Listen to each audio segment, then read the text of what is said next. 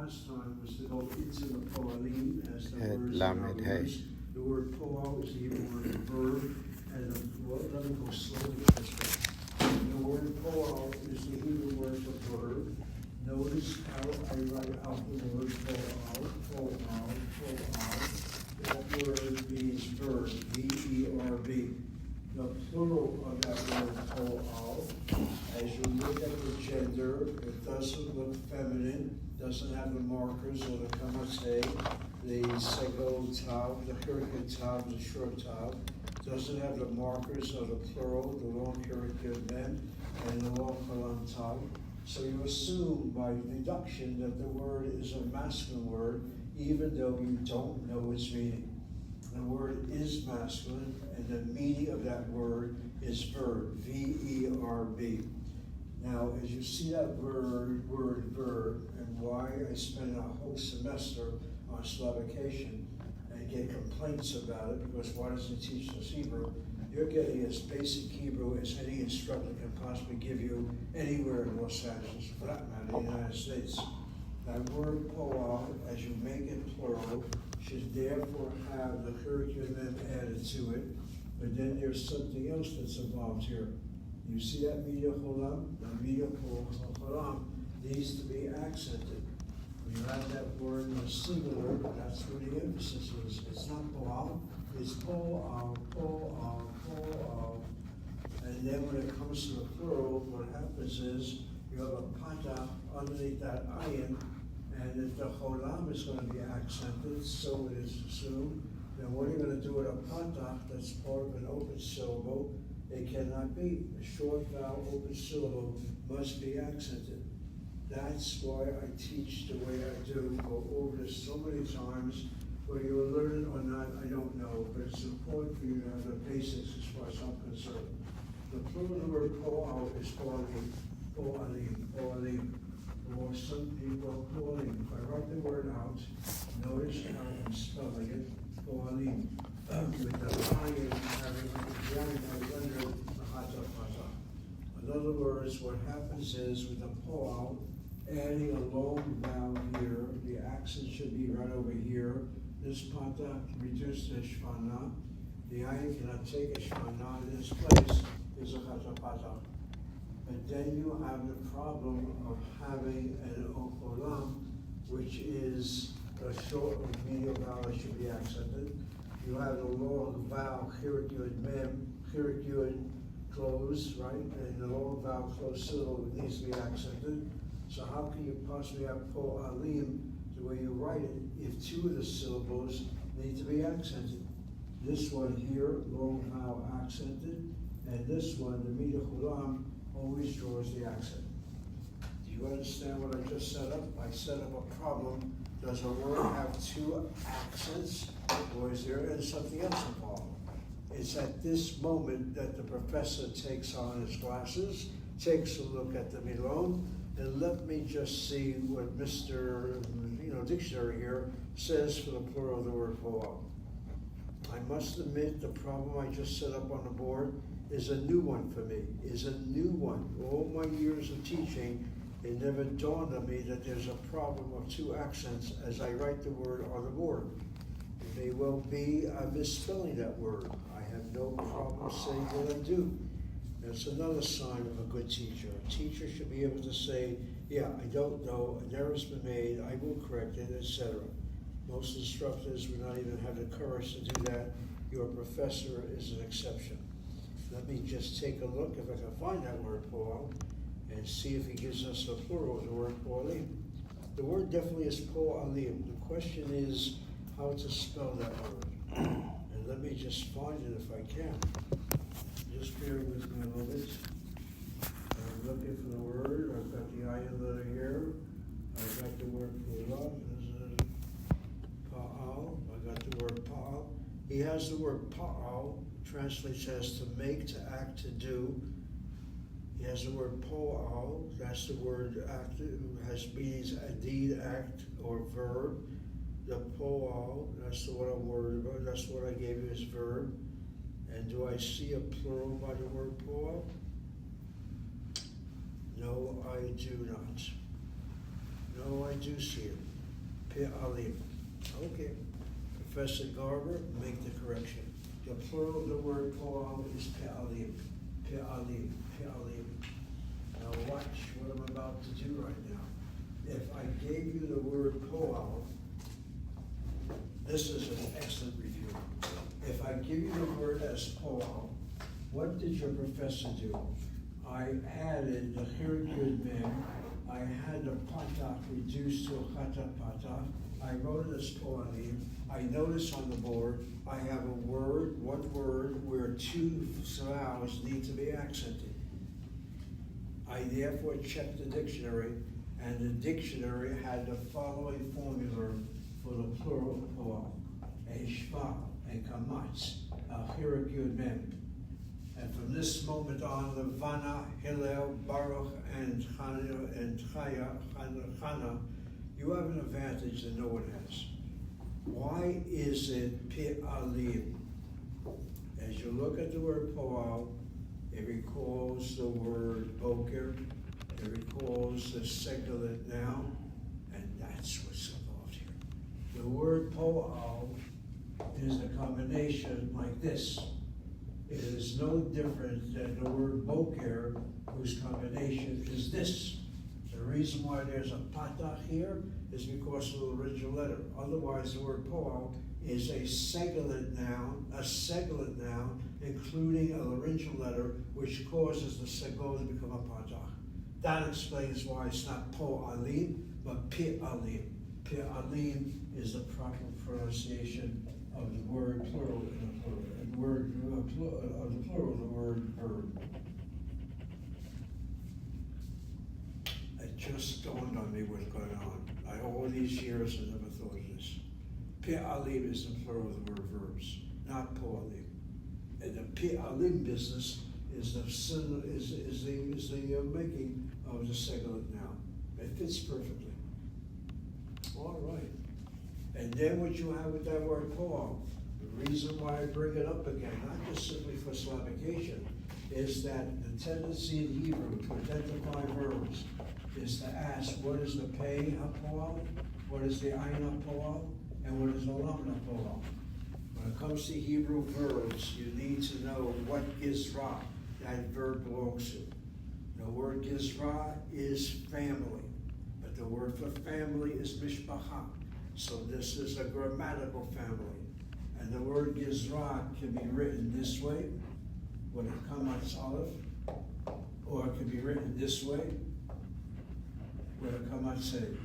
If gizra is written with a kamatz hey, the word is Hebrew. If words of Hebrew are written in Aramaic, or they're Aramaic in origin, the ah sound may well be a kamatz aleph, not a kamatz hey.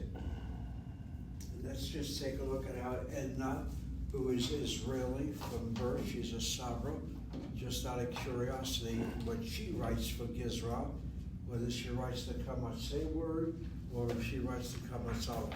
I'm looking now at chapter 2, which is the chapter we're doing right now. We're going into verbs between now and Thursday, and you'll have a lot of this being thrown at you at this moment.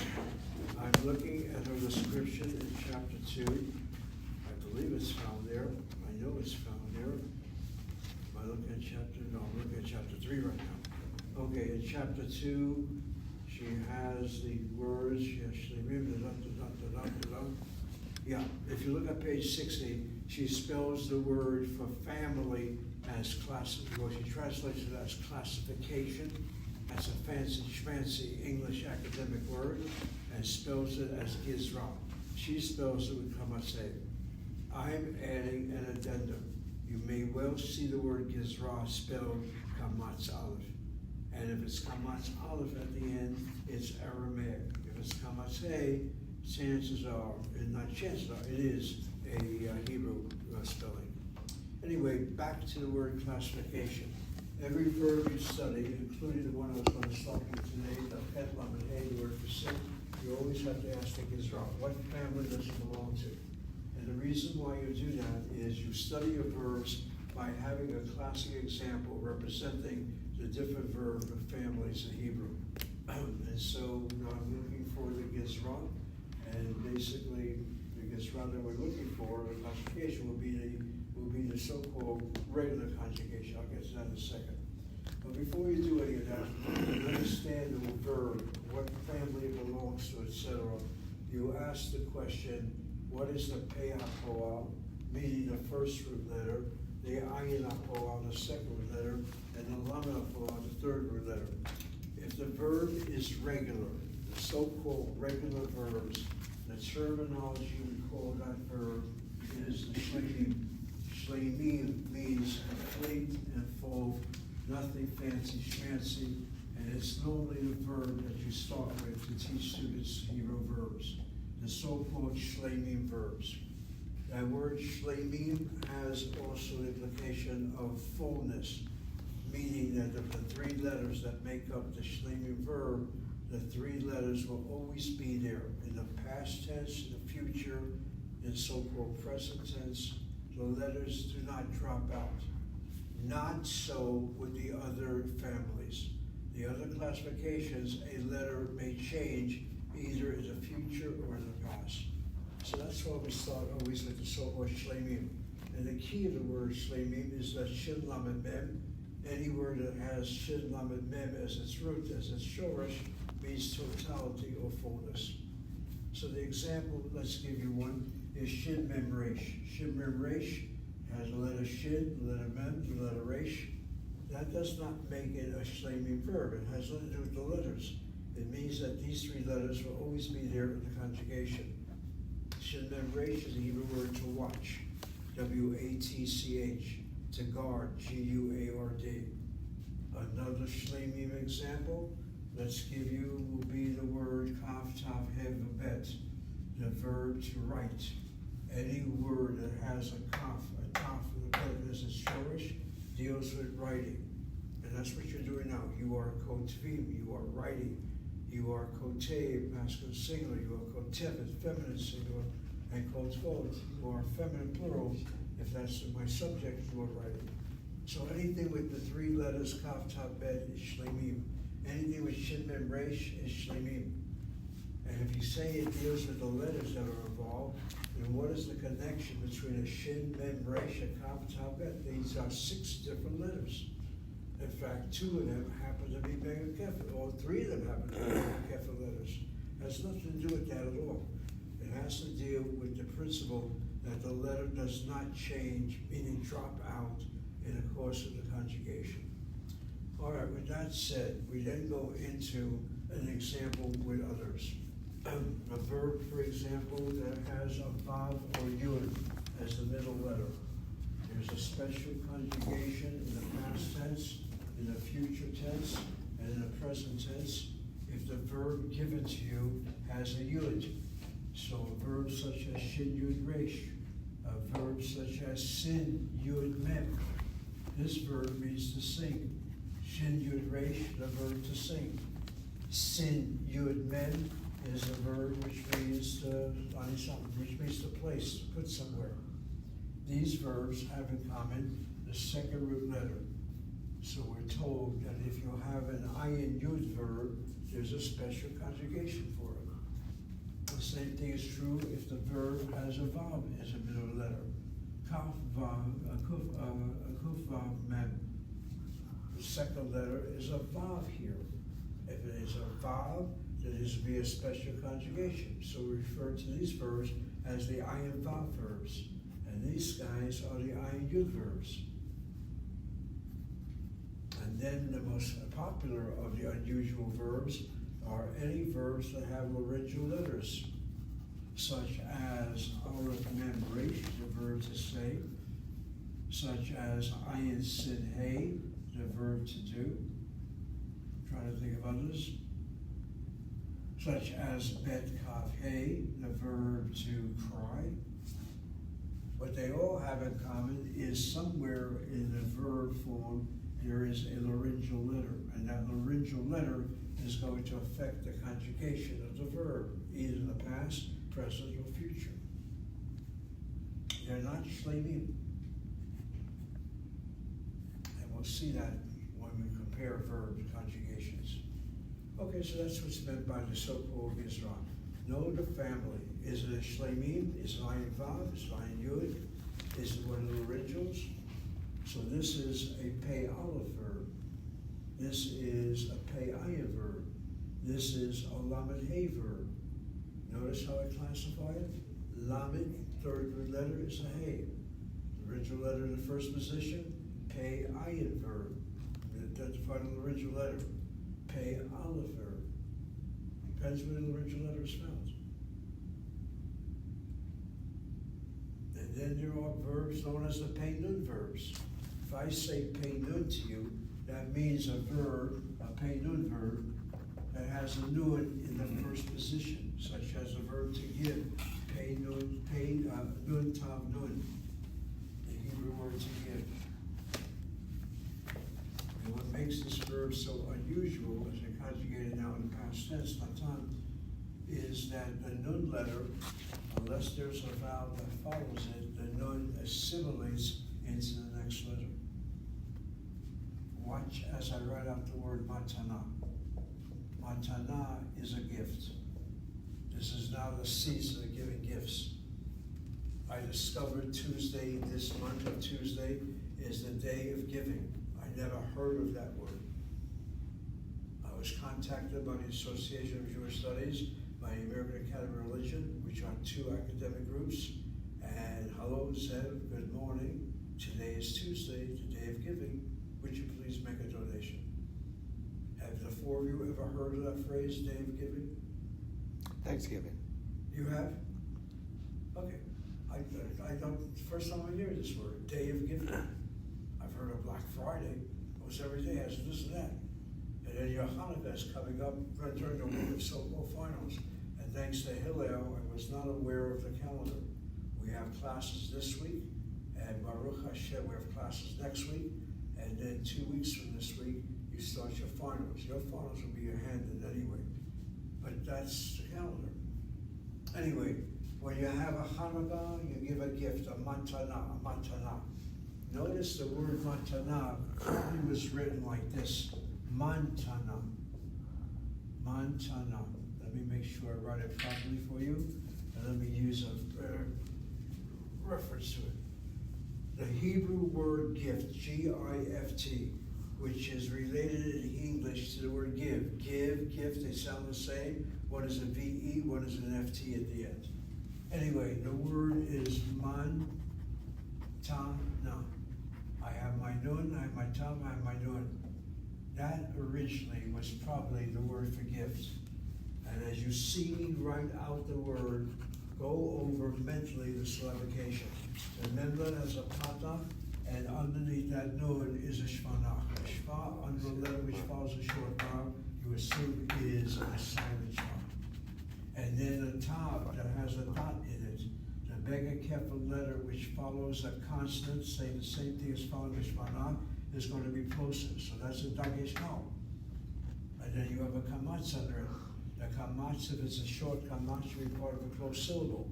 But there's no dagesh chazak in that nun, so you assume it's the medial kamatz, which it is. And the medial kamatz is either accented or one place removed from the accent.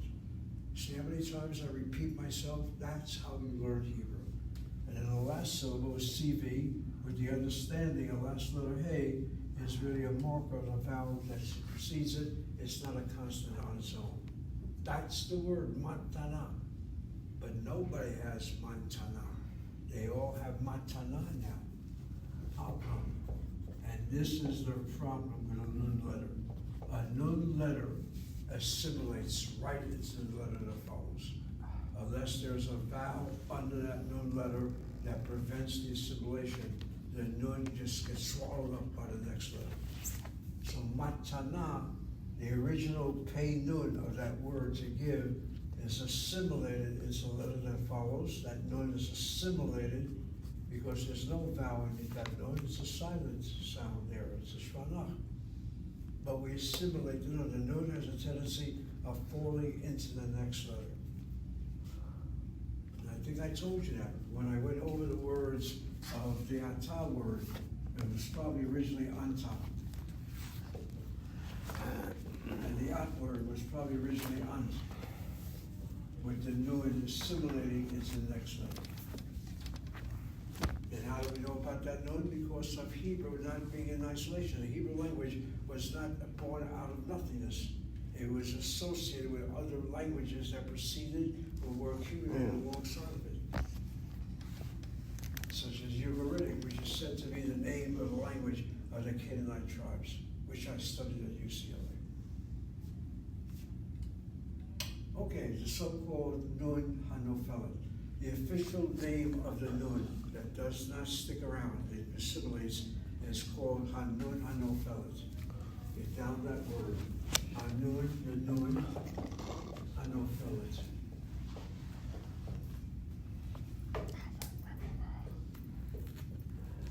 The so-called fallen Nun, it falls into, we know the term as assimilates into.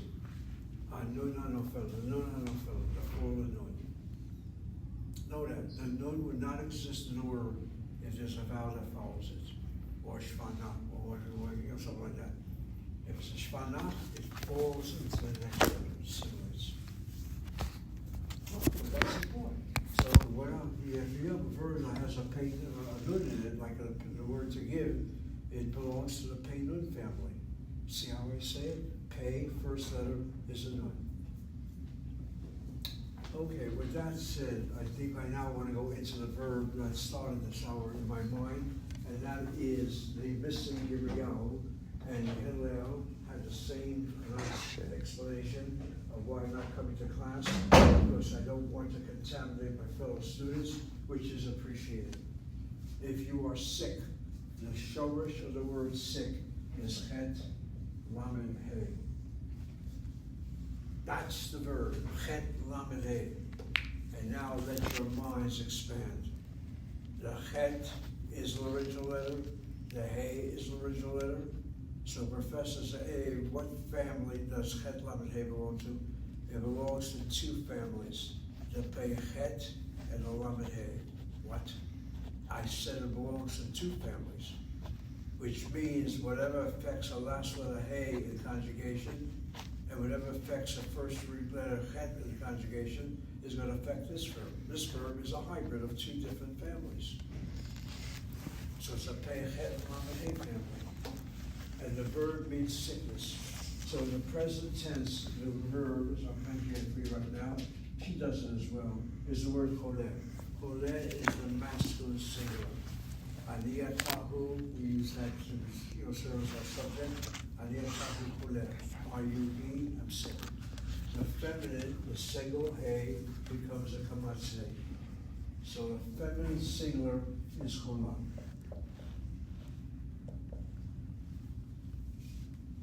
When Chala gets sick, chas v'chalila, we say chana cholah. If Baruch gets sick, chas v'chalila, God forbid, we say ucholeh. And the whole group of you people, Professor Garber from sometimes says, when asked how your students are doing, I say they're all cholim, they're all sick. Not physically sick, but sick of the mind. Anyway, the word cholim, notice what happens.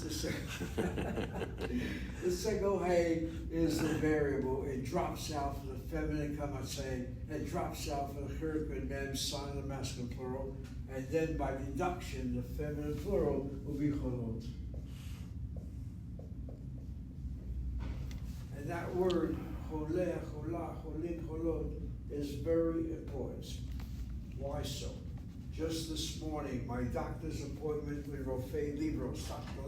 Dr. Libros, was at 8 o'clock. I go down Ventura Boulevard, I go to Elena Street, and right away you see hospitals. My fellow members of the tribe, Cedar Sinai, has taken over the whole valley. They've got their SNF, they've got their branches all over the place, including Etowanda, including Ventura, Sinai, Cedar Sinai, all over the place. I park my car, I try to park it in the doctor's building, I can't even get in there, they need a ticket. I said, what time? So I go to the parking lot, which has kosher all over the place, including page 60 She introduces the Pauline, she gives you the Hebrew word for root shorish, she gives you the word Yisra, and in the conjugational pattern are the 7 binyanim which we went into, and the binyan that we're focusing on is the binyan pa'al. If you look at the second paragraph on page 60, she gives you the vocalization of the different binyanim, and I told you that the actual vocalization is the conjugation of a given verb in the third person masculine singular. So, for example, why is the so-called binyan pa'al known as the pa'al? Because the name comes from the vocalization of the third person masculine singular.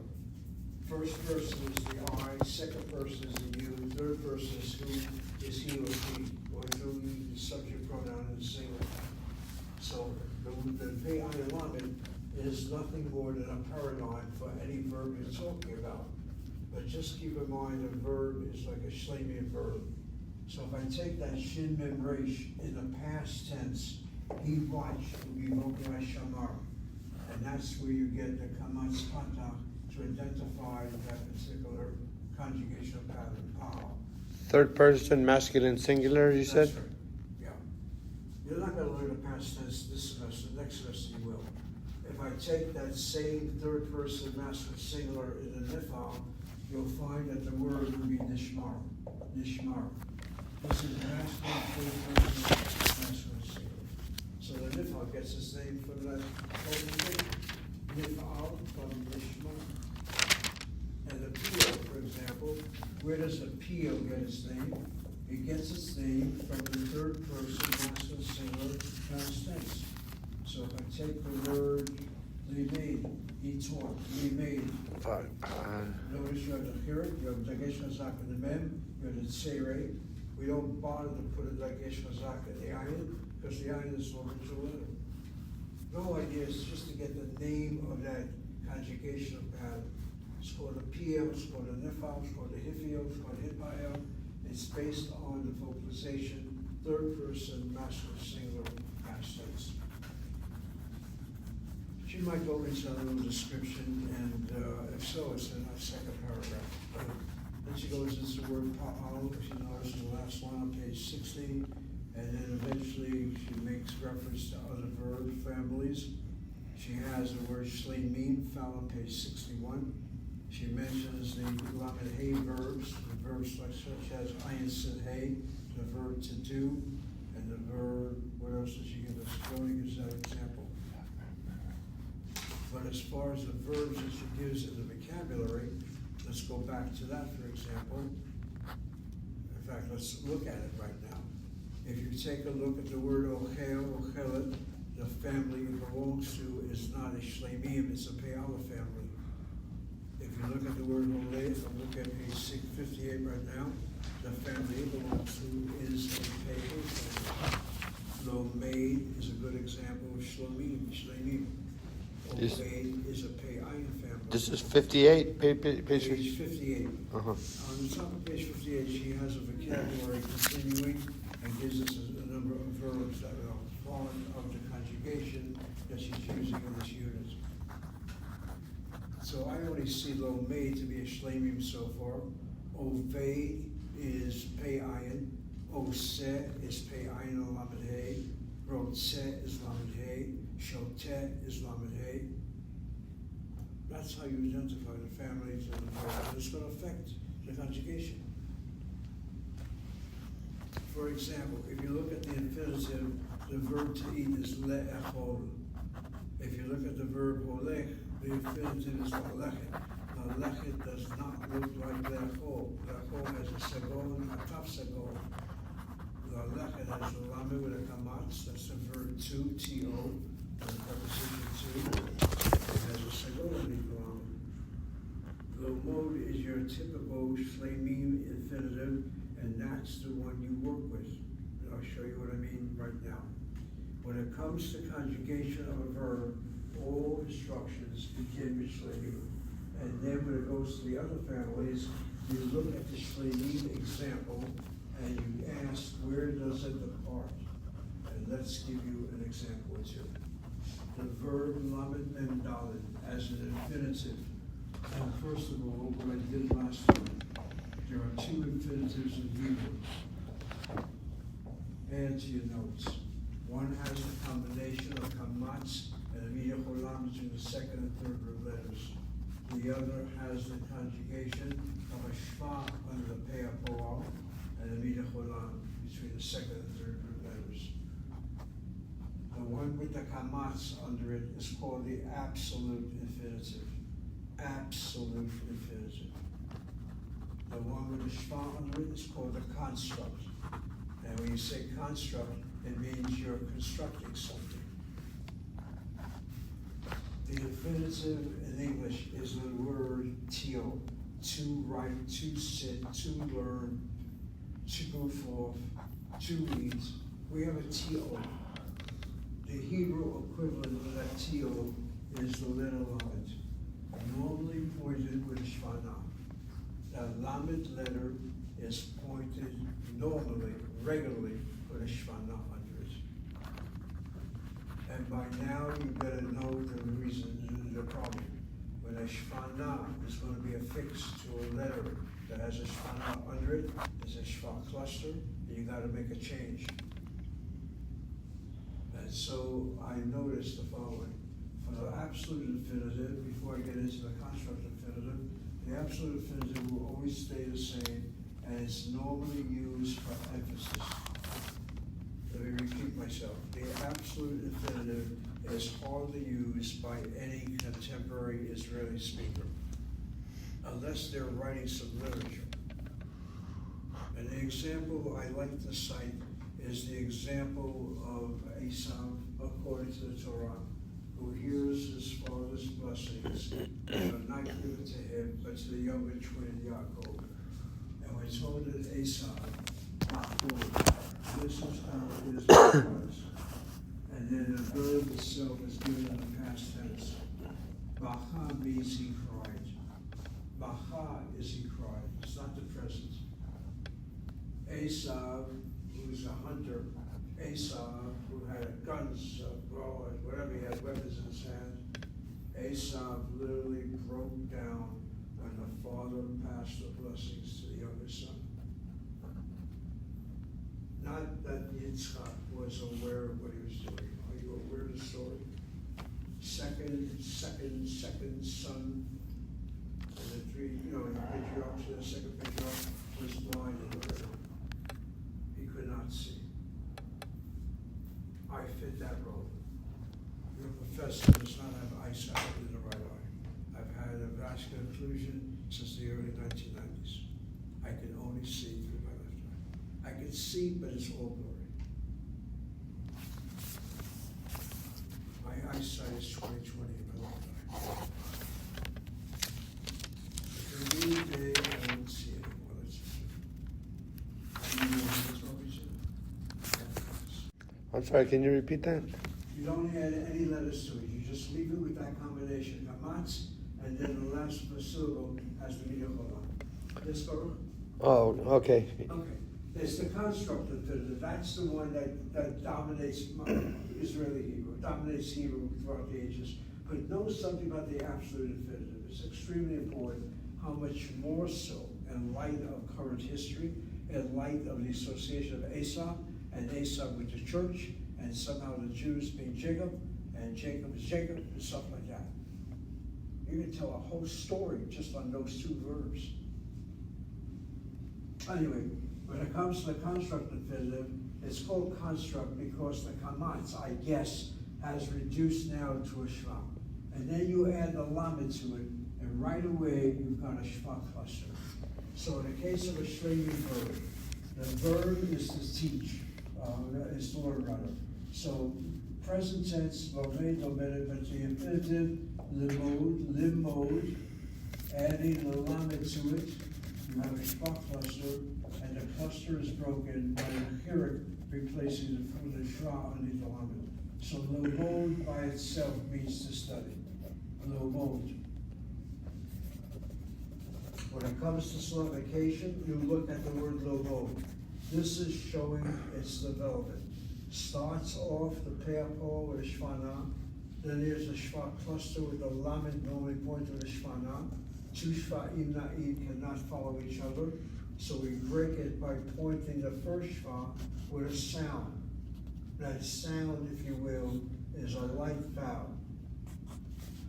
But in Slavication, we treat it, you might say, like a real kirit. And so we have CBC, and the second syllable is CBC.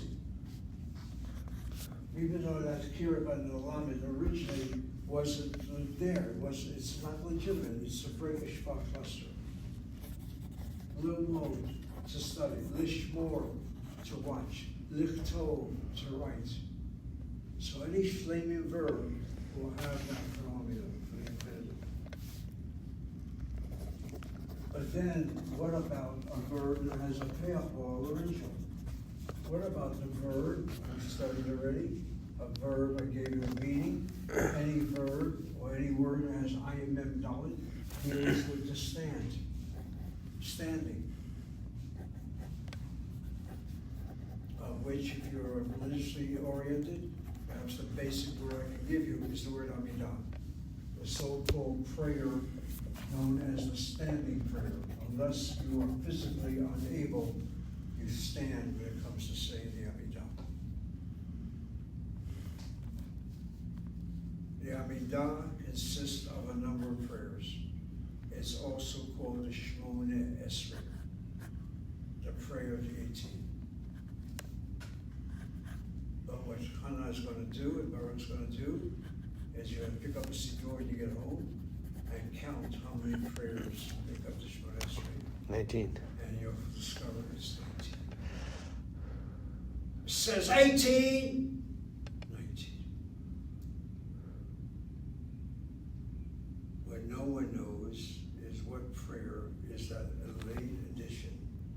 Baruch? It is for heretics, the early heretics, Sadducees, Essenes, and Christian sects. The 19th prayer is a prayer against heretics. Hillel, I'm sorry to say this, the heretics were probably the God-fearers who went to synagogue and believed in Jesus. It's probably against them. In one of the groups, then they had the Sadducees, they had a couple other groups. Wait. So you got that hanging around, and you say to yourself, Professor, what's going on now? We Jews are supposed to be happy with Christians, and they're Zionists, and this goes back to ancient times. And by the way, the church, I got to look into it. The new pope that they have right now, if I was to break it into syllables, we have CI and CV. See how I'm doing that? The constant ayin has a chataf batach. A chataf is treated like a shvana. The constant member of all lyrics of CI and CV. And the second syllable is CV with the hay in brackets. So anything that deals with standing, Amidah is the standing prayer known as the Shmoneh Esrei, known as the prayer of the 18. And then the prayer of the 18 doesn't have 18 or 19 prayers when it comes to holidays, for example, Shabbat. All of a sudden the prayers are down to 7 or something of that nature. So you have all kinds of different imitations to the Amidah. But the infinitive, and notice what I'm about to do. I'm going to take a Shlemian verb, shomer. Shomer is a feminine singular. And something I've said to you before, it's possible to have it's possible to have an alternate to shomer, shomra. There are two forms for the feminine singular in the present tense, shomera or shomeret. Apparently, Edna goes with the Segol form, but you can also see the Kamatsei form, certainly in Biblical Hebrew, Shomerah and Shomeret. And the plural forms are Shomerim and Shomerot. The reason why I'm doing this is to give you the feel of what's going to happen now. This is a regular Shlemim verb conjugation. I now want to conjugate the verb to stand. It's a pei'ayin verb. Masculine singular is omed. Looks just like shomer. Omedet is feminine singular. The plurals are identical to shlemim. Omdim and omdot. Let's do it properly so you can see that. So now you have to ask the question. If it's identical with a shlemim, So what's the big deal of saying it does not belong to a Islamic family and you're identifying it as a Pei-Paul laryngeal or Pei-Paul ayin? And you can now see why. If I take the same three letters now in the infinitive, I have Shimor, I have Lishmor, I have Ayin Mem Daled, and right away there's a problem.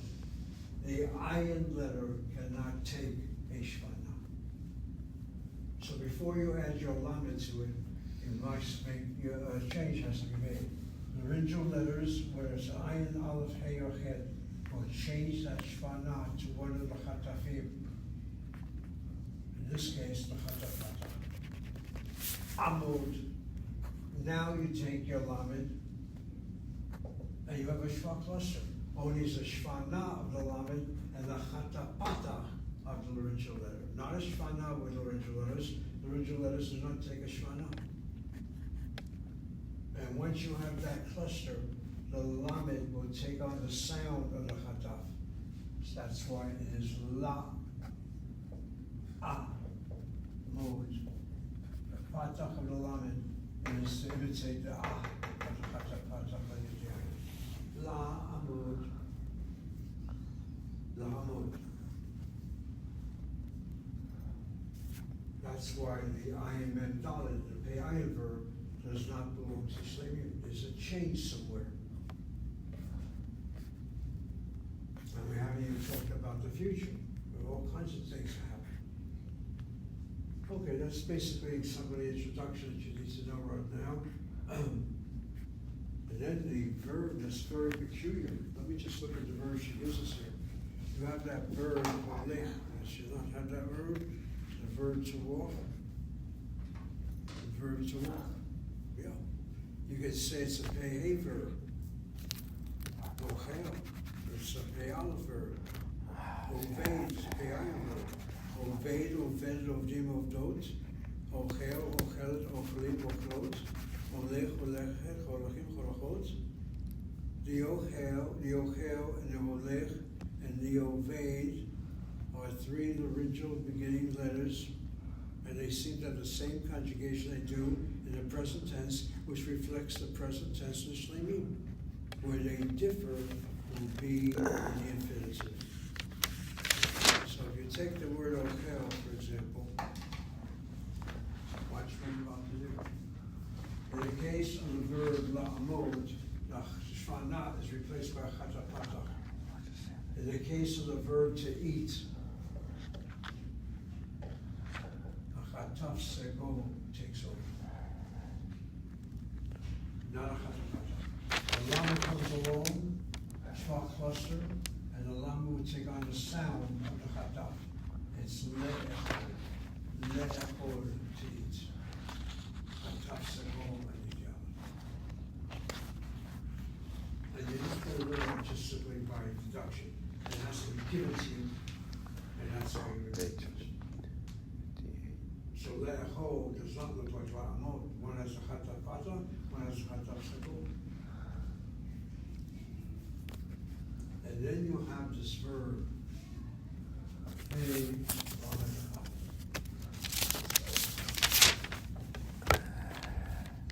yeah, holech, holechet, horkim, horchot. The infinitive is lechet. The infinitive is lechet. What happened to the pei?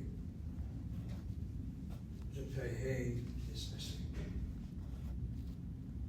The lamed comes along, and the rules of the Bakal letter lamed. If a lamed is affixed to a word whose first letter is accented, and the lamed is pointed with a gamatz, it's not pointed with a shvana. La lechet is the infinitive to walk. La lechet. The lamed has a gamatz under it. How come? Because the rules of the Bakal letter. The lamed is one of the three Bakal letters. When a bet letter, a lamed letter are added to a word where the accent is the first syllable, the pointing is not with a shvana, it's with a medium kamatz. But no doubt, the It's influenced by the accent, which is right next to it. I think I said that. Or maybe I did. Yeah. The reason for that kamas is no doubt because of the accent on the first syllable. But you'll learn that. You'll learn the word lalaka is to walk. The pay drops out. Okay. She doesn't bother to get that involved at the stage, but I guess I did. Okay, with that said, let's now skip over the readings. We'll go back to that one day. Let's just do the verbs themselves. And notice how she does the verbs on page 62. Page 62. She gives you the form as Rahid and Rahim, singular and plural. I'm looking at the paradigm. For the case of the masculine singular, she doesn't bother to give you any form. In case of the feminine singular, it is remarked by a tav, like the word lomedet with a tav at the end, or with a kamatse, lomda. And the plurals have the yud mem as a marker, or a cholam tav, the feminine plural. And then when she introduces the particular verb, the binyan, poal, the binyan, meaning what? The conjugational pattern is shlemim. The binyan here, conjugational is a pa'al shlemim. Yeah, she vocalizes, she gives the English as pa'al. Okay, that first particular conjugational pattern is called the binyan. Pa'al is also known as kal. Write down the other phrase, the binyan kal. When I studied Hebrew back in the years, we knew it not as pa'al, we knew it as binyan kal. Kal means light. Kal means easy. Kal is the regular conjugation, if I can use paraphrase now. But if you want to keep with the Pei Lamed, it gets its name from the third person, masculine singular, pa'al, otherwise known as the binyan kal. That's how you start off. And you'll notice she has the singular, masculine, feminine singular, plurals masculine, plural feminine, which is Garber's way of underscoring the following. The so-called present tense is not really the present tense in Hebrew. These are forms that can be easily substance, and the so-called verb in the present doesn't really imply a verb at all. Anilo may could be the same thing as I am a learner. But of course it doesn't make good sense in English. We say I study. Now we have a word for students, talmid, so we don't bother with the word lomed, but that's what lomed seems to imply. Shomer is a good example of that. Shomer is a guard, a watchman, and shomer means watching. Coming down Ventura Boulevard, I passed a very important conservative synagogue called Valley Bet Shalom. They have a school there. And outside, I saw a policeman. That's what's happening now to Jewish institutions. You have to have shomrim outside your buildings. Don't assume everything is safe anymore. Which in my opinion is a tragedy beyond description. But that guard is a shomer, and what does he do? He's shomering, he's watching. Same word for both so-called verb or noun. Anyway, lomed, lamented, lomnid, note. Then the infinitive, she gives you a little mode. She doesn't bother to tell you about the problem of the shvanan and lamed and shvat cluster. We did. And then the dugmaot. That word in Hebrew for examples is dugmaot. And let's stop here for a moment. That word dugmaot, pick up a good Hebrew phrase, which is not Hebrew. The word dugma is not Hebrew. Dugma is not Hebrew, but aren't you writing it like Hebrew? I never write it. Dugma. I think I told you the first day that we met, that the so-called Hebrew alphabet is not Hebrew at all. It's Aramaic. You're reading an Aramaic alphabet and calling it the Hebrew alphabet. Notice the word dugma has a kamatz aleph at the end. And now, how knows for sure a word that has a kamatz aleph is Aramaic.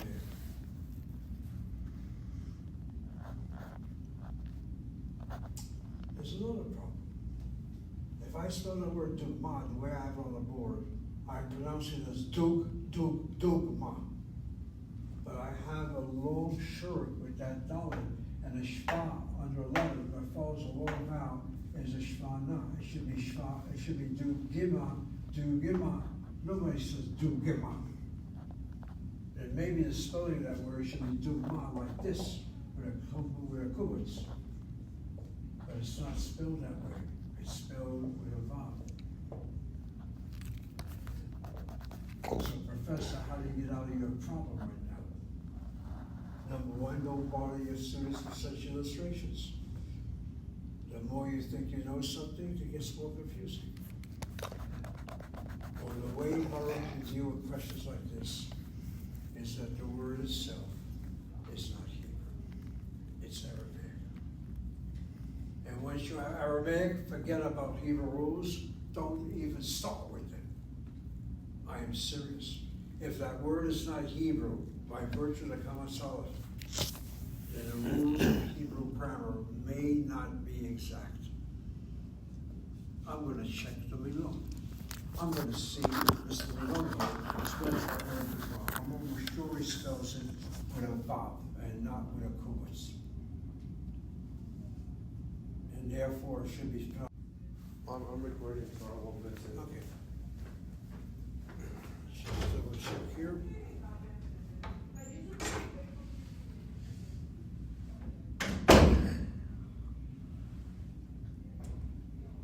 Ay, mommy.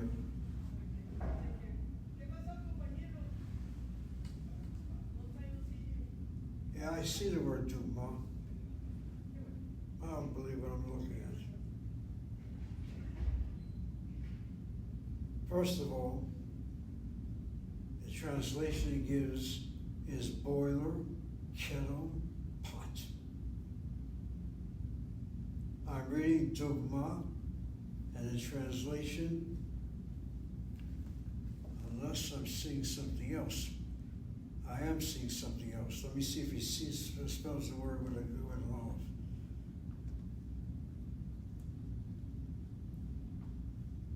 All right, dear people, the dictionary. Yep. No, it has the word. He has both spellings. He has the word dugma with a kamasei at the end. He has the word dugma with a kamas aleph at the end. He translates both those words as boiler, kettle, or pot. Does not give the translation examples. All right, ladies and gentlemen, let me tell you what happens. I've given you, to the best of my knowledge, the problem of that word dugma. I mentioned to you that it's Aramaic. I mentioned to you there's a problem with a long vowel caused by a shva afterwards, so the shva should be pronounced as a shvana and not as a shvana. I am now checking the dictionary and I find the following spelling. Let me be exact with the spelling.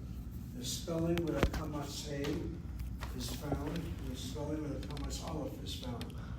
But the spelling with the kamas hey, double check it again.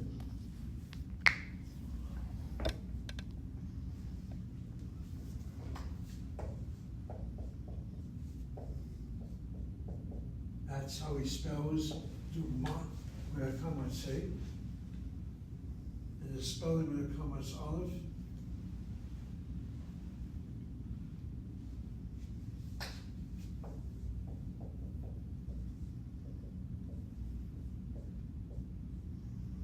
Go figure it. The spelling with a long short is the kamas hey at the end. Dugma.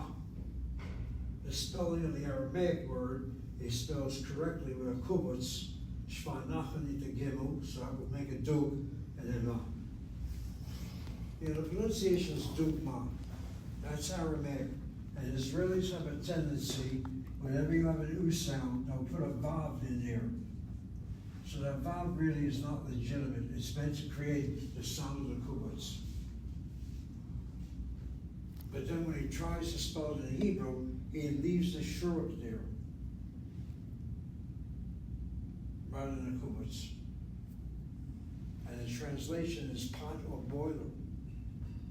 not the word that we know it as an example. See what happens? You have a word, you have two different spellings, or because of the Aramaic and the Hebrew possibly, and then you have the shift of a shuruk to a kubas to a shuruk. And that's one of the things I hope I can leave you with. Israeli Hebrew will not write with vowels. As a result, they will assert left and right a vav letter, a yud letter, an aleph letter, a hey letter. These four vowels or consonants will be thrown into a word to create the sound of a vowel. And when you write with vowels, you're supposed to drop those letters and put the right vowel in. They don't bother to do that. How can you? If you're so familiar with our vocabulary. As I'm learning how to spell Dugma, I've never known to spell it with a kamatse. And with the kamatse, you go to the proper spelling with a kubas, not with a shur.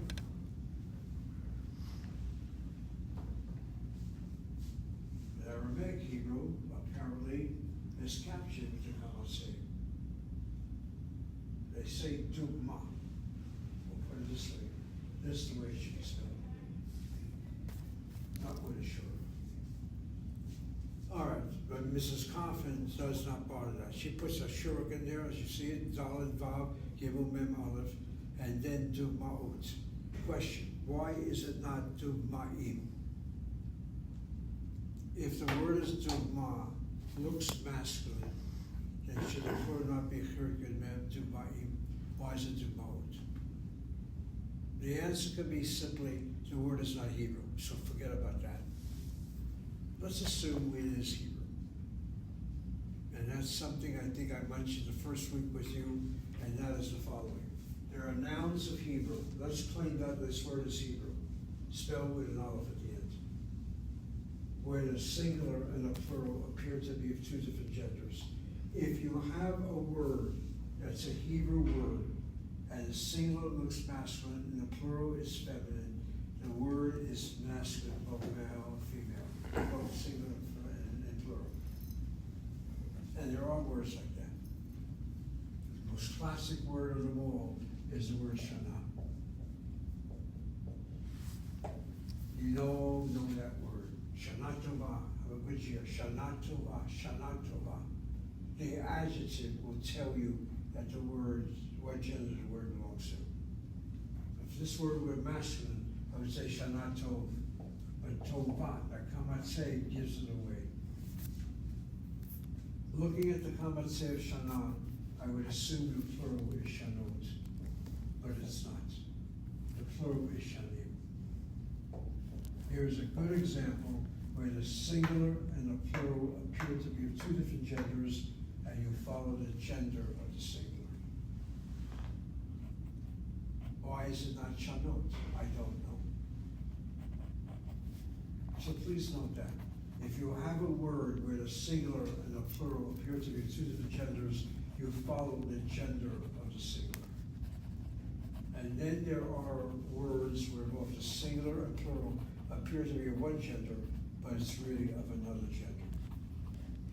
Classic example would be the word derech.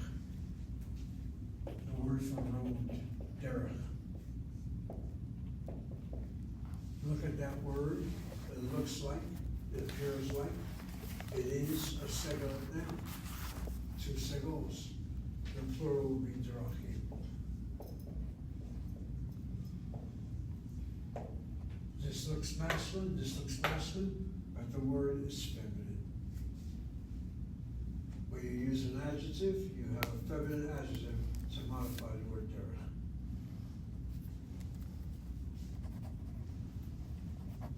The other basic word that shows that same problem is the word for Lila, night. Lila by itself looks very feminine. The plural is Leilut. It says in the Kamatse, it says in the Cholam Tav, the word is not feminine, it's masculine. Lila Tov. If it were feminine, you say Lila Tova. How come? I don't know. That's the way it is. You don't have that many words where the gender and the singular plural appear to be of one, but of the other. But you have a few that are very common. Derech Dorachim, Laila Leilot are two examples that come to mind immediately. And the other example is more common, where the singular and plural appear to be two different genders. You follow the gender of the singular, and Shana Shalim is a good example of that. Okay, this has been a review of sorts. It's been added. It's been adding additional information, and also my surprise in the spelling of that word Dugma. With the Kamatzeh and with the Kamasalef. Okay, as I now look at the on page 2062, Uri lo medet amelit, Uri lo made Yerushalayim. And that's another problem. We don't know the Bachal letters yet. But I can tell you that the Bachal letter cannot be pointed with a Shvana before a word that has a Shvana under the first letter. And in the case if the first letter is a Yud, only in this situation, as in the word Yerushalayim. Look at what I'm about to do. The word I'm adding my bet letter to is the word Yerushalayim. The bet letter, like the Lamed letter, gets normally pointed with a Shvana. You cannot have two Shva'im Na'im, one following the other. You break the cluster by pointing the Bachal letter, the bet or the Lamed letter, with a period. So it's going to do that. Only problem is, if the letter that you're adding the Bachal to is a Yud beginning word with a Shvana under it, you go one step further and you drop the Shva completely under the Yud. And so the final appearance is a long period. Be Yerushalayim. Be Yerushalayim, not be Yerushalayim or be Yerushalayim. Be Yerushalayim. It's a long hearing point. That's the only example where you have that change completely. Otherwise, you have the Shva still showing only as a Shvanach now. That's all I have to say when she gives the word be Yerushalayim here. It's not be Yerushalayim, it's be Yerushalayim, be Yerushalayim. And finally, Haim is the plural, lo medim, la'avod, la'avod, you know how to spell it. And the lamed is a patach, the chata patach is given on the chayin, and so the lamed takes over the sound of the av of the chata patach. La'avod, not le'avod, and not li'avod, but la'avod. Okay, with that said, we have enough time to have you do some readings right now. Hannah, why don't you start? On page 63, first read the examples that I've given you the oaths, and then the fillers. Go, Hannah. דוגמאות, יורם עובד באוניברסיטה. On page 63 on top. אני לומד עברית. That's right. אני לומד עברית. אנחנו לומדים עברית. אתם לומדים עברית. Good. את לומדת עברית. Good.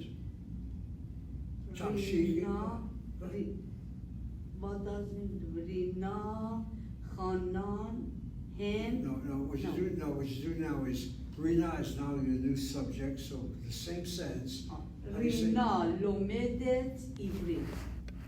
חנן לומד עברית. Please. הן לומדים עברית. רינה ורות לומדים עברית. Okay, Anna, from your mouth, I was shocked to hear this. Hain, is Hain masculine or plural, or feminine? הן female. Okay, so then go over it again, so. לומדות. Hain Lomdo. And the next sentence is Rina and Ruth. Are the two names here feminine or masculine or feminine or what? לומדות. Lomdo, right.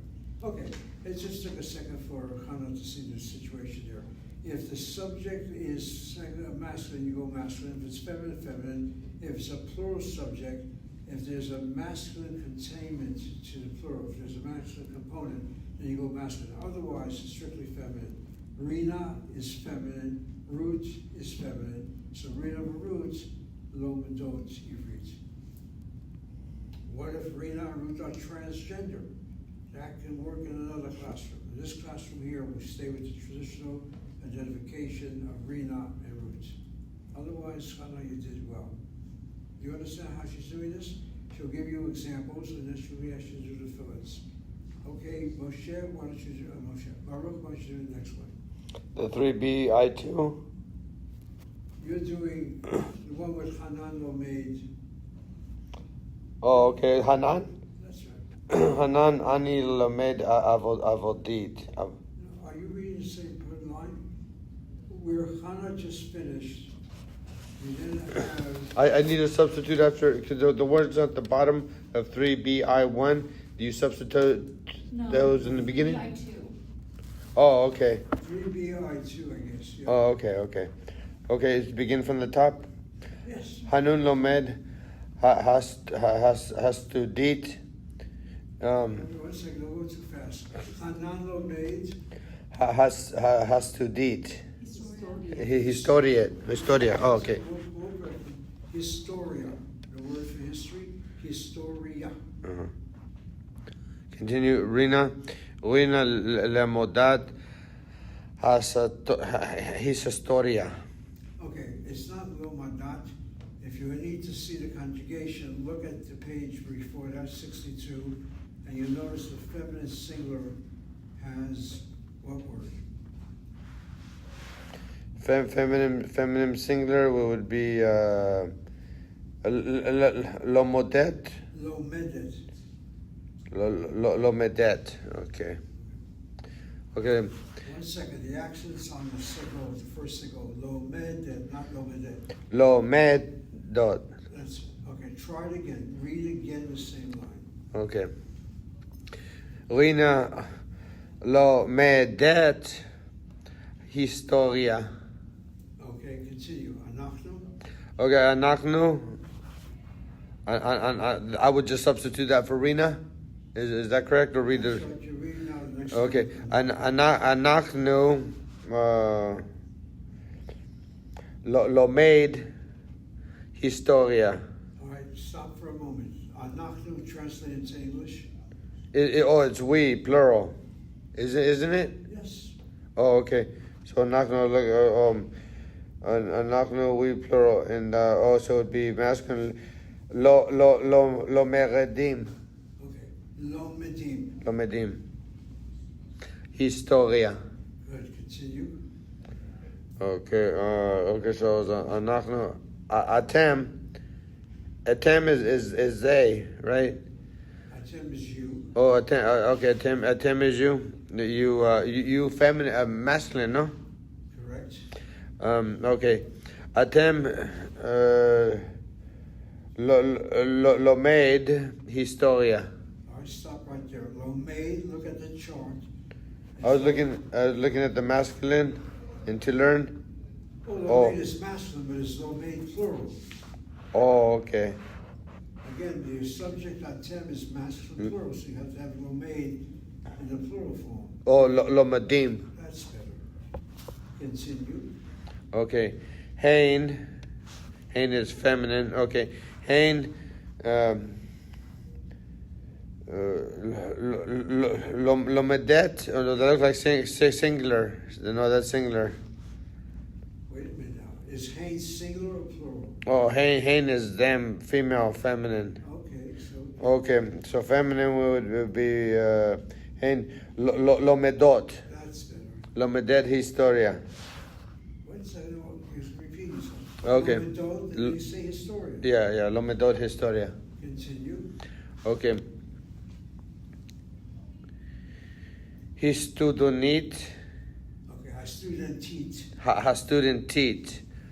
Okay, so that's it with a T, so it's feminine plural. Hastudentit, feminine plural. Lomedot. Is studentit feminine plural?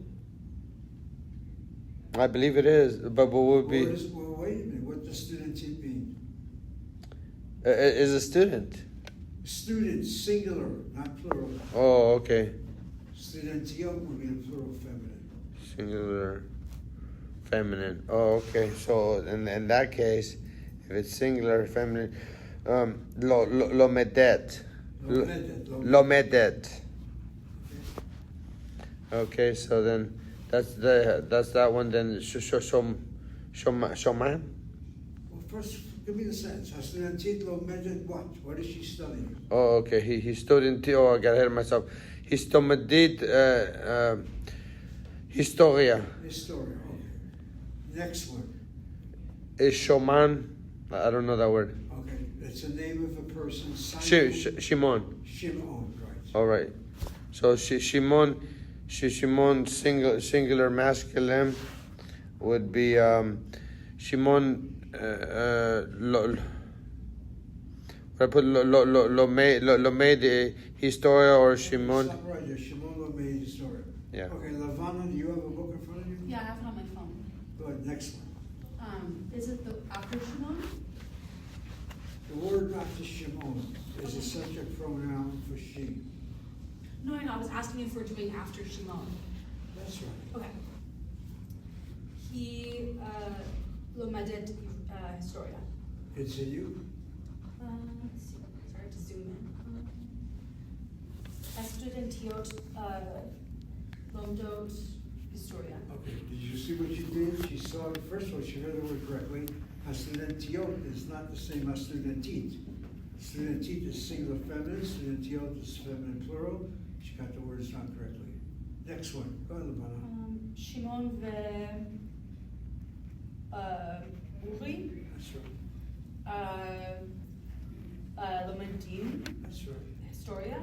Very good. And then Rina ve Chana lomdot historia. Very good. Rina Vachana, we assume a feminine plural, Lomdot historia. All right, before you take any break, let me go over the next verb. The form is the ayin bet dalet, and notice what she says in her English. The conjugation of ayin bet dalet in present tense, she uses that phrase, I can call it the so-called present, is like that of lamed and dalet. The root is combined with the pattern to form a present tense form. Okay, so it's not really a shlemim, it's a pei ayin verb. Oved is like lomed, oved is like lomedet, ovedim is like lomdim, ovedot is like lomedot. And then the infinitive we explained to you is fana, the ayin from katapata, lam takes on that sound, and slot mode. And then the three examples cited, the Dumahot, Yoram, obeyed, universita. By virtue of the verb obeyed, we assume that Yoram is a masculine noun, otherwise she would have obedet. Roots sounds like that word Ruth, R-U-T-H, obedet basifriya. That word sifriya is a good word to know. The shorish is samak peresh, a verb that a word that, a root that deals with sefer book. And so books in a library are a sifriya. Also the same root as samak peresh is the verb to count. And then sentence number 3, imobdim, Milomdim, they study. Page or they 63. work, rather, and study. Okay. I want, Hillel, do you have a book in front of you? Yeah.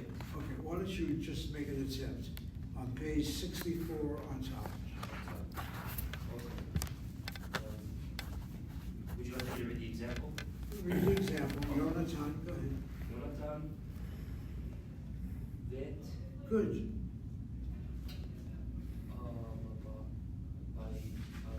bank. Bank, very good. Oh, look at the English. The English can help us. The word bank in English is bank in Hebrew. Hebrew doesn't come up with that word, it just borrows that word, steals that word if you want. That's it.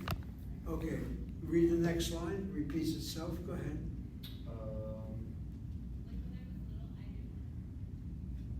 Is it on the right to me? Right next to the No, example? read the next line. The first line has the letter mem by it, which means the Moreh, the teacher. And the top letter is the Talmud. Repeat that same line.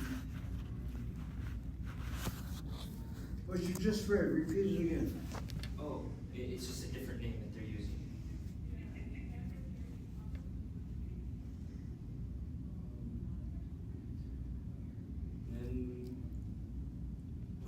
The gentleman's name is Jonathan. God is given. Jonathan? Jonathan, Obed, That's right. Bank, Bank. Okay. Bank. Now, read the next line. Okay.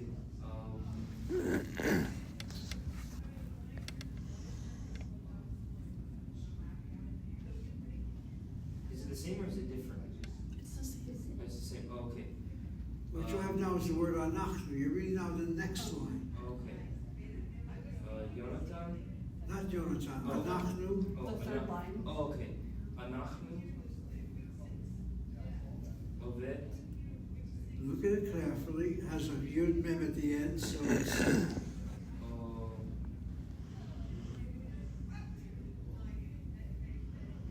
Ovdim. Ovdim. So Anachnu Ovdim. Bank. Bank. Bank. Two more examples. Continue. Aten. Atem.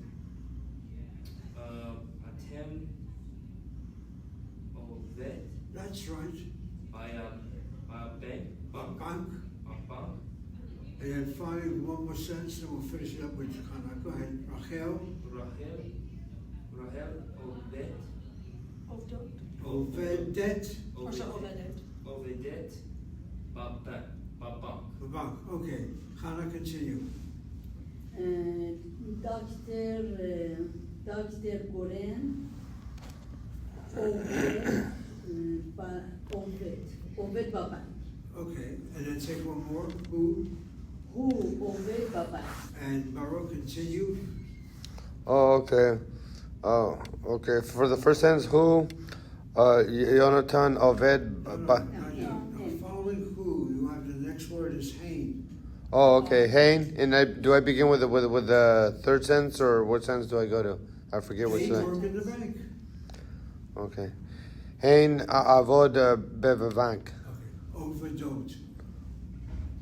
Hain is feminine, Uh-huh. plural, overdot. Oh, ovedot. Okay. Bail you out with the next one, the Aleph Tav. How would you read that subject pronoun? The aleph tav et would be is Not feminine. it, Not it. At. At. Oh, at. Okay. At avod. No, at is singular. Oh, okay. Singular feminine, isn't it? That's right. At oved bank. Ovedet. Ovedet. Babak. And Babak. finally, Levana, give us the right answer. Next one. Sorry. Atem Ovdim That's right. Bebank. Very good.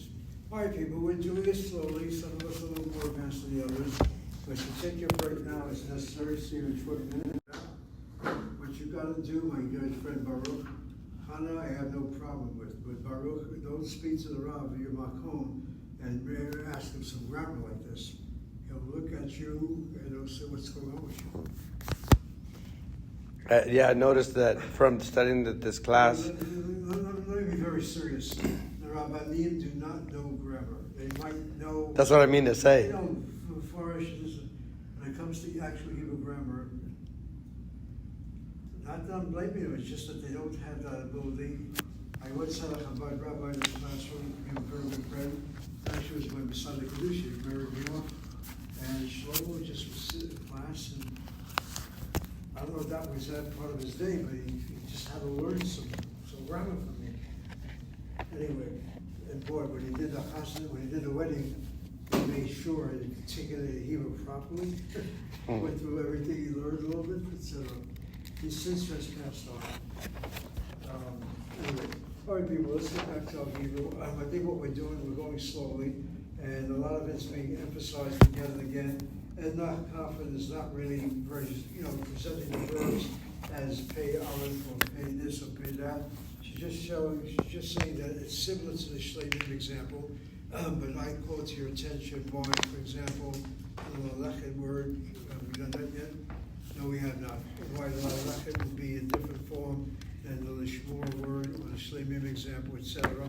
But for all practical purposes, the present tense. The four forms seem to be similar of the various verbs she's citing here, but again, know them by different Israel, or know them by different families. One is the shlemim, and the others, if they have laryngeal letters, identify that laryngeal letter, because that would be the key to why it's different. Anyway, we're now looking, I believe, on page 64. Make sure we got that right. Let me just double check. We did a little bit of verb, we did the ovade word. I think we finished 3B I2, the That's right, substitution I2, deal, so, and then we're yeah, left no, at so Dalet. Markosby, that one we have not done yet.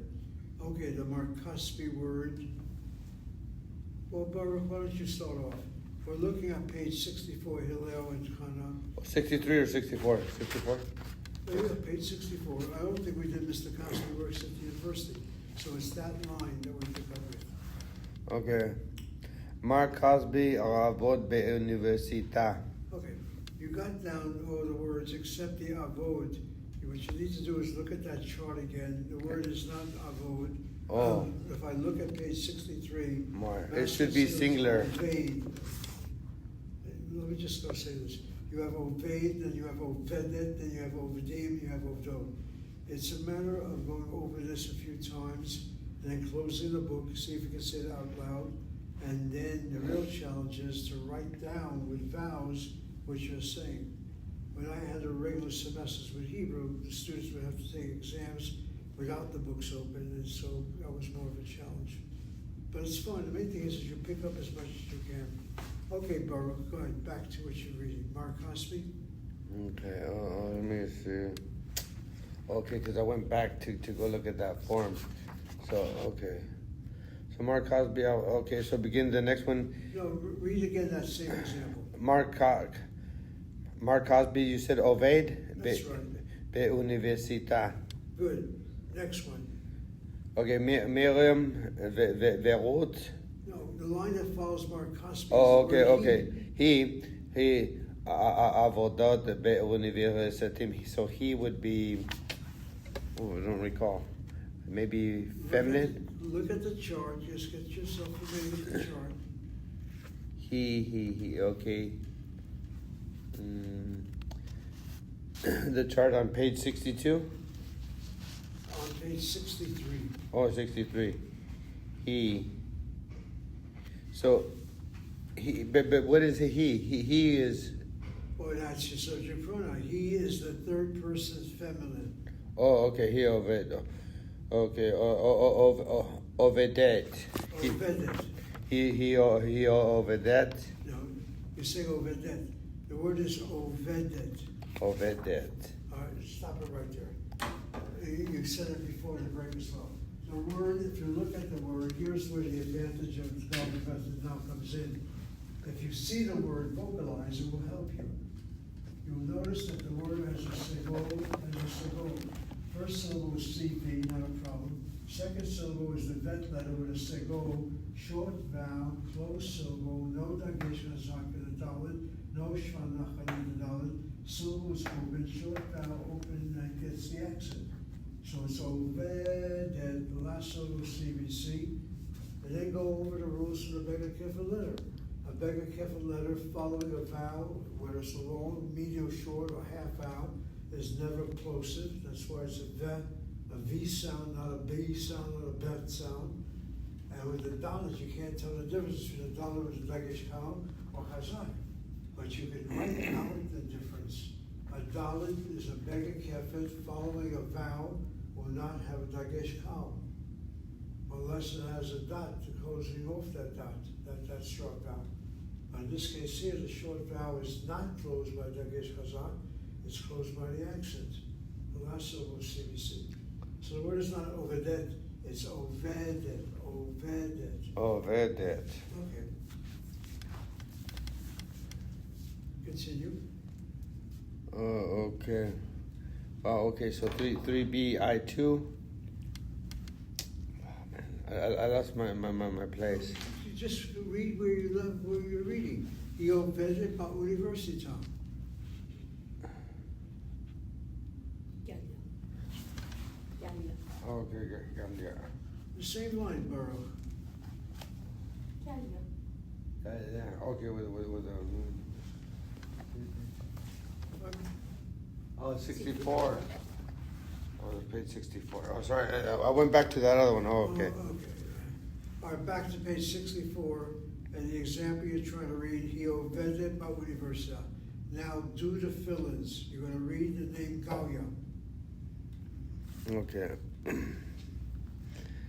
Galia. Galia עובד באוניברסיטת. All right, stop it right there. Why are you saying Gaia oved? I'm just guessing because I don't know. Is Gaia masculine? I think Galia is feminine, isn't it? That's right. Notice that she puts the letter nun by the name.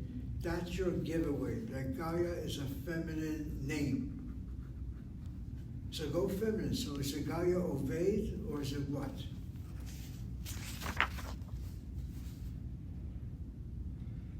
I would say Oved, singular feminine. But oved would make it masculine. Oh, okay, so it would be Ovedet. Okay, again oved.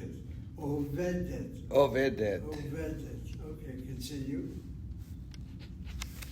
Okay. Read the example that now follows.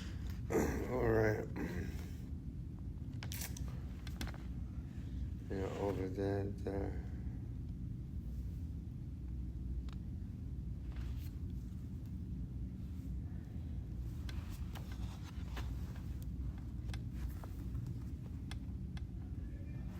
Yeah, okay, so now Miriam, so Beirut, That's right. Miriam Firuz. Go ahead. Miriam and Ruth. Ovedet. Okay. Is Isn't that Miriam and Ruth are feminine plural? That's right. So, Ovedot. That's better. Oh, the pronunciation was wrong. That's what I meant to say. That's it. If it were Miriam by herself, it would be Miriam Ovedet. If it was Ruth by herself, it would be Ruth Ovedet. But since it's a combination of two women, so you go feminine plural. Miriam Virut Ovedot. Continue, Baruch. I believe Hain is feminine singular, No. feminine plural. Haim is not feminine, it's singular at all. Oh no. Okay, you gotta go with the subject pronouns. Haim, let's go listen to me say it orally. Ani ata, and then it's at who, and then it's he, and anachtu, and atem, atem. Then it's haim and hain. Okay. Okay. Haim is the masculine plural of they. Oh, Haim. Okay, masculine plural. Okay. Okay, Haim, and then we go for Oved. Oved, okay, Ovedim. That's right. Haim, Ovedim, Be'università. That's good. Next one. Me? Atem? That's it. Go ahead. Atem, I think it's they masculine, no? They masculine is haim. Oh, okay. So, Atem would be them feminine plural? No, we're not. What is it, if I may ask? It's the second person plural you, masculine. Atem and aten. After anachnu, the word is atem. You are plural, masculine plural. Oh, okay. So, Atem. That's right. Atem, okay. Okay, masculine plural. Ovedim. That's it.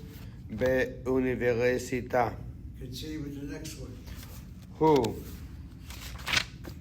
I don't have that chart. Oh, who would be? I don't know. I guess who would be with feminine, No. masculine? Masculine singular. Who is he? Oh, he. Okay. Who? Oh, okay. Okay. So masculine singular. Look at the chart. He. Oved. That's right. Be'università. The next one. Okay, A10, that's female, isn't it? A10? Yes, aten, first of all, aten.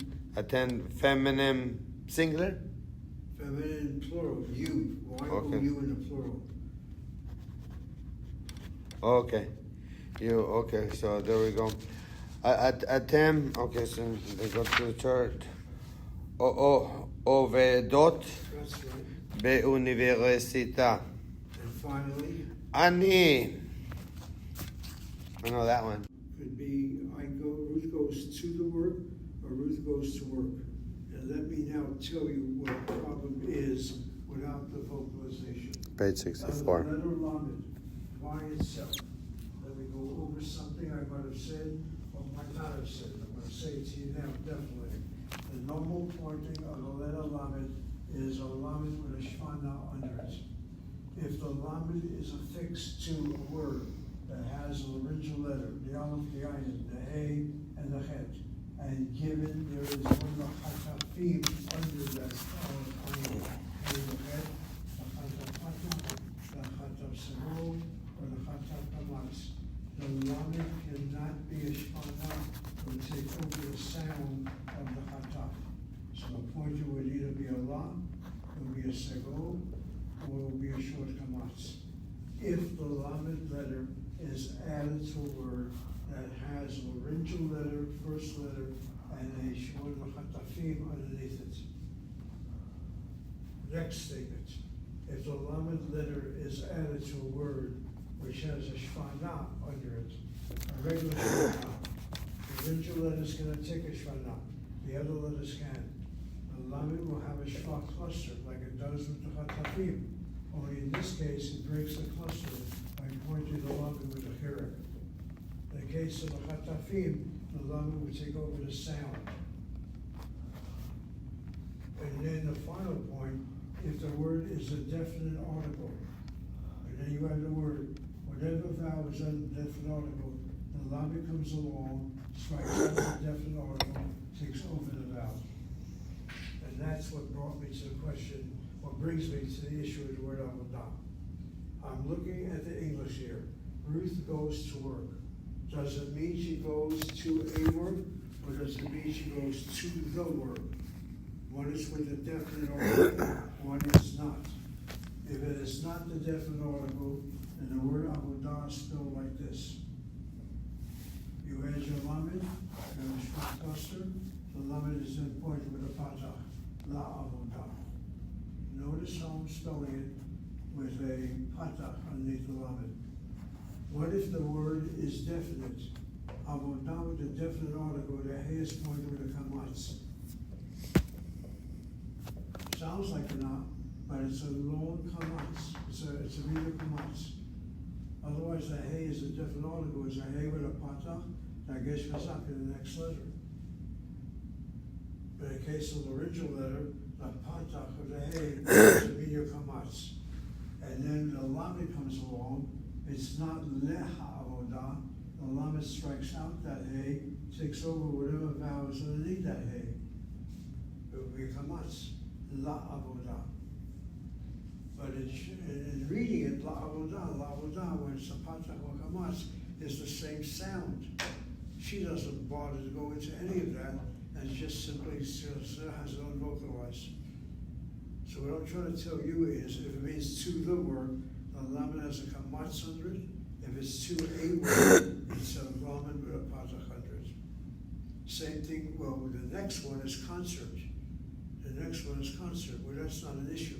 In the case of the definite article, you add the letter hey, patach is under it, dagesh chazak in the next letter. Avodah already has a laryngeal, that's why you can't add dagesh chazak. So it's la concert. Rowan holech la concert. To the, not holech concert. It says the. So it's ha concert, straight out the hey, la concert. And if the noun, if the word that follows the lamed is a proper noun, then you have the pointing of the lamed with a shvana. So lehadasa, not lahadasa, lehadasa. On the other hand, it can be argued that if the noun is a proper noun, it's a definite article. It's definite. It doesn't have to lamed.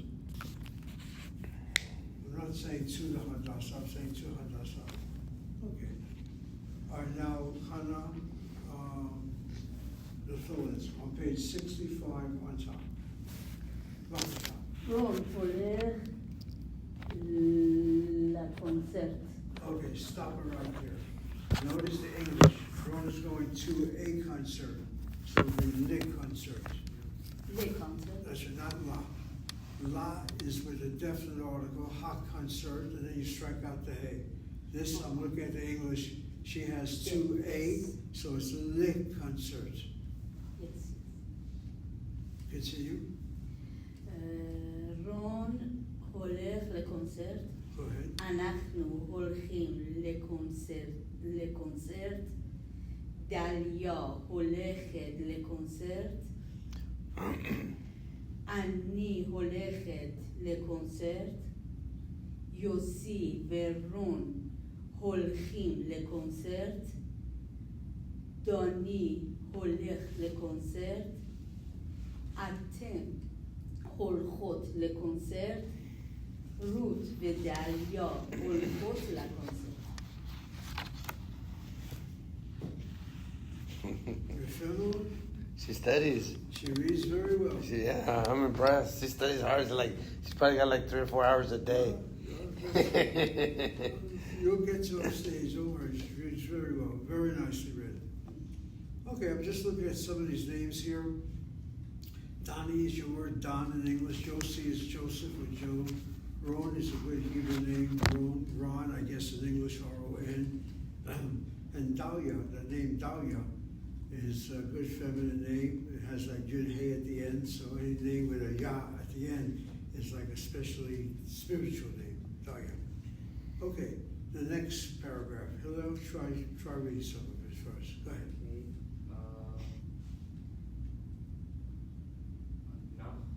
Go ahead, Anachnu.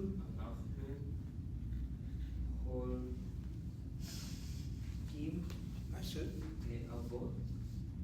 Okay, you got the verb down, Anachnu Holachim, and then it's avodah.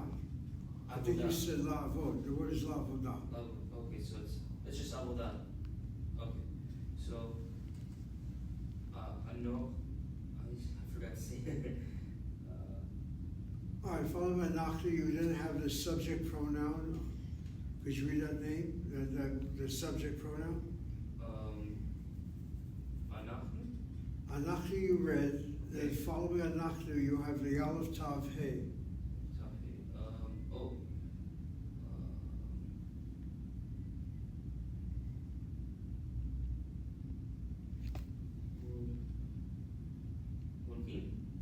Okay, what I want you to do is go back with me, everybody, to unit number 1. In unit number 1 you have the subject pronoun which is introduced. And what I'd like you to do, Hillel, look at page 47. Do you see the Aleph Tav Hey there? Yeah, I do.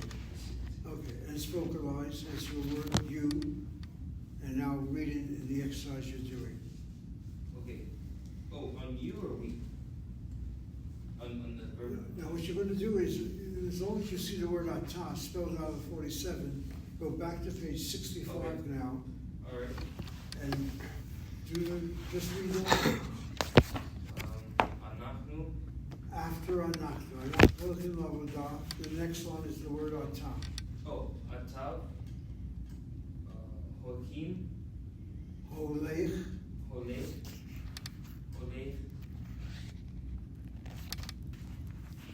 Avot. Or is it there? I should read it from mine, like, just look at the word itself. Does it have lavod there? Has a hey at the end of that dalet. Oh no, it doesn't. Okay. So then it would just be Avot. Lavodah, Lavoda. lavodah, close to word. Atim. Okay, atah holech lavodah. Okay. Continue, Hillel. The next line has a name. Is it? It's Atav, right? Atav. I think you just read that. The Oh, next line, the the next- line with the word Yehudah. Oh.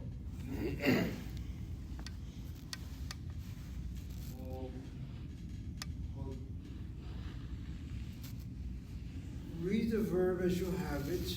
Okay. Would Yehudah have the word as holechim or Holechet, Holech, what would Yehuda cover? Hole? That's right. Okay. Why do you say Holech and not Holechet? Because it's feminine. Well, if it's feminine, it should be Holechet. Hole? So it would be. But why are you right when you said Holech? Because the name. Okay, Hillel, look at the book. Okay. You see the name Yehuda. Yeah, You see this, the Sobrayim, the parentheses, the letter Zion. I'm sorry, I don't know what. Oh, in parentheses, yes. There's that. Okay, that's her way of telling you that Yehuda is a masculine word. Zion stands for Zachar. The letter Nun stands for Nikeva. Okay. So. Are you following me? Yehuda is I'm sorry, masculine. I'm a little lost. I'm just a little lost. All right, if you have the book in front of you, it's page 65, the line that you just read. Yeah. But you have the word Yehuda, and then in parentheses, you have the letter Zion. Zion stands for masculine, Zachar. Any indicator that's masculine or feminine. But what you do know is something about Hebrew grammar, and that word Yehuda has a kamatz hey ending to it. And as Baruch will have to understand as well, a word ending with kamatz hey is a sign of the feminine. Now go figure this out. The fourth child of Yaakov and his wives, Yehuda, is how we Jews call ourselves. But Yehuda is feminine. And all I can tell you is that Hannah will come back to her table one night and just simply say that Jewish men are a bunch of whoops. They act like females. They don't have the courage anymore, the power. I don't know if you get the impression.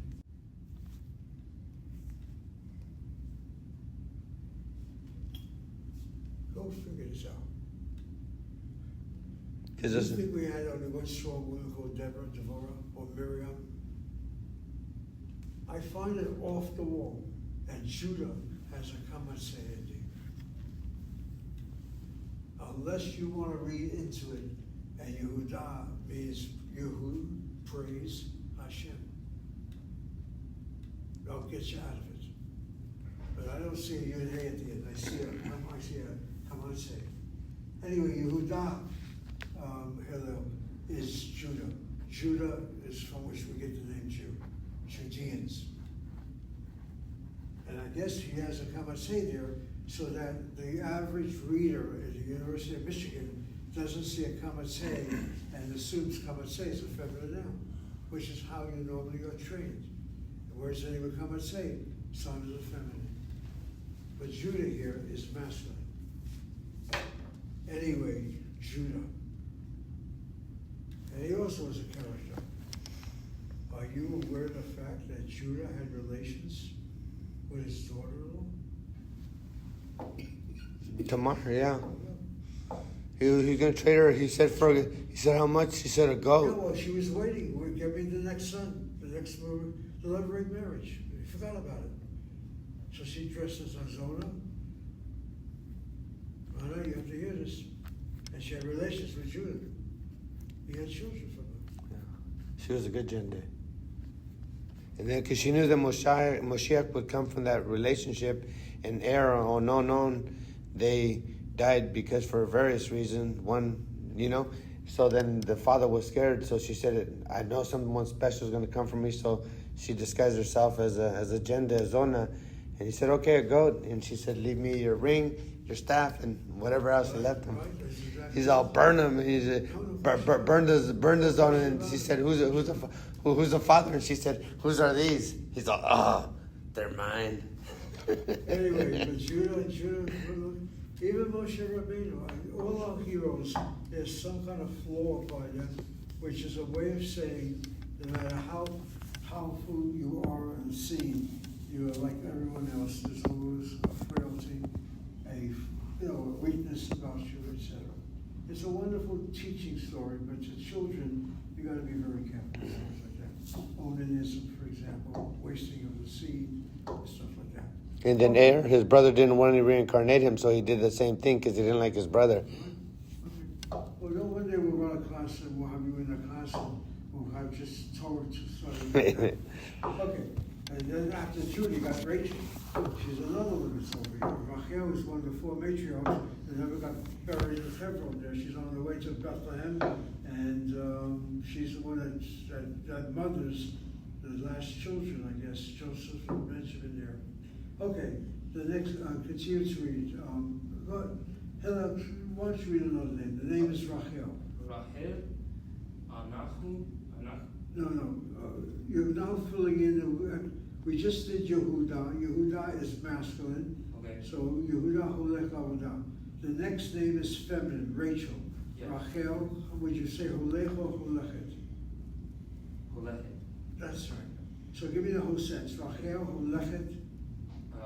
Rachel, Holechet, La Avodah, That's it. The next one, Aten. Aten, Chokim, All right, Aten is masculine, you, plural masculine, not feminine. So it's Aten Holechot. Holohot. So Aten, Holohot, Avodah. Avodah. Take one more. Okay. All right, this is the word Pakid, inspector. The plural is Pekidim. Hidim, Hol, Come on, Hokim, that's right. Hokim, Avodah. Avodah. All right, Hannah, continue. Versailles. Hannah. Okay, after Habakim, the doctor, Harofei. At the last line after Yehuda, at the end of that line, for the names that you substitute. Harofe Holechet. No. Is Rofei feminine? Holech. Olech, that's better. Harofei Olech Lavodah. La. Continue.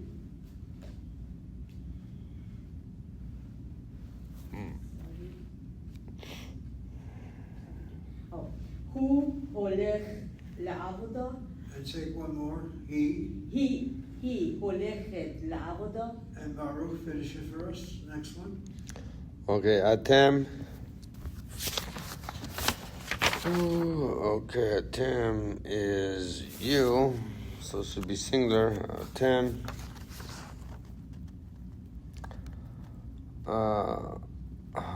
Hello. Come on. Halochet לעבודות. Okay. Atem is masculine plural, so it's Holachim. Holochim. Oh, okay. Holochim לעבודות. Yeah, that was correct. Not Halachim, but Holachim. Holochim. הול. Okay, take the last one. Okay. Rachel Verina No, it doesn't say Venus, it's Rachel Vehana. That's better. Okay. Rahel Vehana. Holochim. Halochot That's it. לעבודה. Okay. When you say halachot, it should be ho. Ho. Holachot avodah. Holochot All right, לעבודה. people, we took a little trouble to get through some of this, but this is what we're doing now. So try to look ahead. On Thursday, I'd like to try to do much more. And since we have one more week of instruction, we'll finish this unit before the end of the semester. Okay, thank you for being here. So everybody come on Thursday and be healthy and good luck with everything else. Thank you.